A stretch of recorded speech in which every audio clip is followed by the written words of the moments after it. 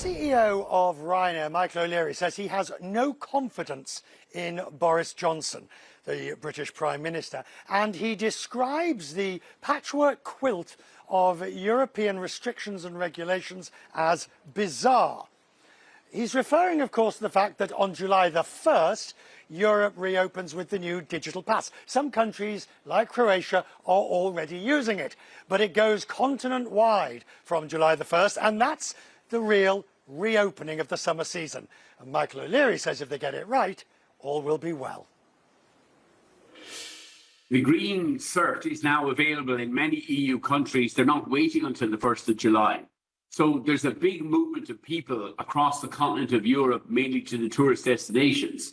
The real problem, though, are economies like the UK and Ireland, where the UK originally went go, then stop, has gone stop, then go, then stop again. They put Portugal on a green list, taken it off with no change in the epidemiological statistics. Malta, which should be on the green list, is still on an amber list. And in Ireland, we have the bizarre situation that passengers who've already been vaccinated can't go to the UK without getting a negative PCR on the way back. So we need all of these European countries to sign up for the digital green cert before the 1st of July, so that when the school holidays come round, people can travel around the EU safely, and with vaccinations in place.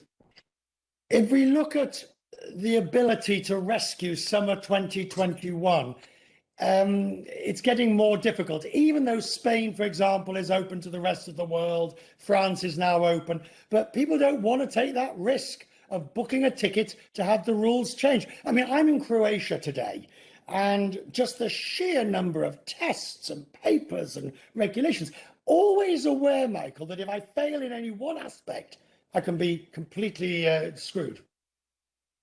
That's true, but we're at the end, if you like, of the regulations that applied for pre-vaccination.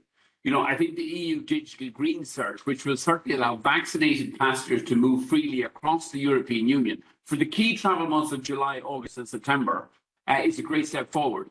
In Ryanair, we've seen a huge surge of bookings for people traveling in late June, July, August, when the schools are on holidays. So I think there is a very strong and dramatic recovery. It really only starts on the 1st of July, and we are continuing to campaign and lobby hard for the UK and the Irish government to get on board with this programme. Now, as you do that, let's look at Ryanair. You've rebuilt the network. I assume as the rules change, you will rebuild capacity. At what point do you make money? I mean, we look at it on an annualized basis, Richard. At the moment, we're guiding in the next year, which finishes in March of 2021, we're guiding for somewhere between 80 to 120 million passengers. At 80 million passengers, we lose a small amount of money. At 120 million passengers, we make a small amount of money. So the break even is somewhere around 100 million. We think there's a realistic prospect, if the digital cert is effective, of recovering our traffic from the 1st of July onwards. We might operate at about 70% through July, August, September, up to about 90% of pre-COVID for the second half of the year. That might be just enough to get to break even for this year. The state aid, of which you are so fuming, a minor victory in the Netherlands, but overall, the trend is that the money's not going to be paid back. I mean, that's the problem with the state aid, is the money's already been wasted. I mean, the money's already been lost. It will never be repaid. So it's just another state subsidy. I wouldn't call, a victory over the European Commission and the European courts a minor victory. And we've so far had victories in cases against KLM, SAS, and yesterday we had another win in a decision on the Condors, so 550 million given to lumped by the German government into Condor. It's important that we take those cases. Europe is great for talking about a level playing field, but when it comes to the airlines, the Germans just dosh unlimited subsidies into those Lufthansa. I asked Ben Smith this at Air France KLM. He said, look, Michael makes his points, but he's not running a long-haul airline where the costs have been disproportionately hit by the pandemic. 90% of Air France's traffic is short-haul. Most of their losses occur on the short-haul monopoly routes within France and with KLM. This long haul is just is a smokescreen. You know, why is Alitalia receiving $3.5 billion? It has never made money in 75 years.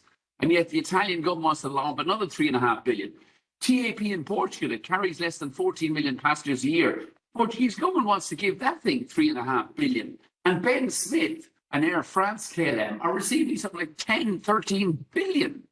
I mean, BA is not receiving state aid, and it has the same long-haul operations as Air France and Lufthansa. The problem is in Europe, we have a couple of large state aid junkies, Lufthansa, Air France, KLM, Alitalia, and we're never going to properly reform air travel within Europe if every time there's a crisis, these guys get another injection of taxpayer subsidies to unfairly compete with airlines like Ryanair, who have to, survive on our own, what we get from shareholders and what we get from customers.